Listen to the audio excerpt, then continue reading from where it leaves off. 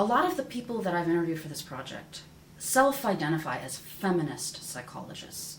Do you self-identify as a feminist psychologist? If so, why? And if not, why?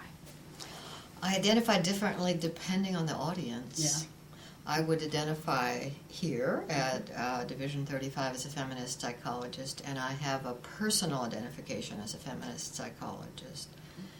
However, when I try to disseminate feminist psychology beyond feminist psychologists, I am more circumspect. Not that I'm trying to hide it, but the label can be threatening to people in some audiences.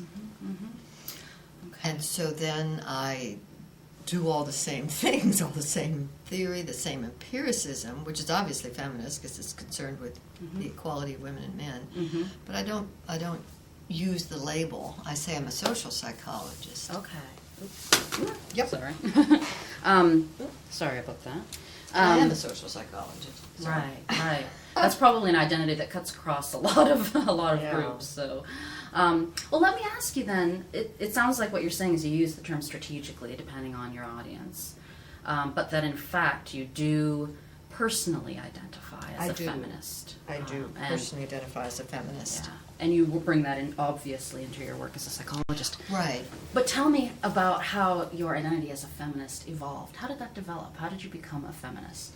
I became a feminist because of the women's movement that started in the late 60s and was very powerful influence on the culture in the 70s. It just brought all these issues to the fore about women and men and sameness and difference, and I saw people answering them in various ways, but mainly in terms of kind of answers that were based on personal experience and not on science. Okay. And it seemed like we didn't have much to offer, although many of the questions being asked were questions that distinctively psychologists should be able to answer. Or could potentially answer.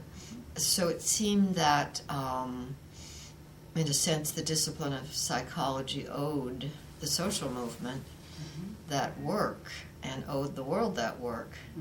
And so I became part of it.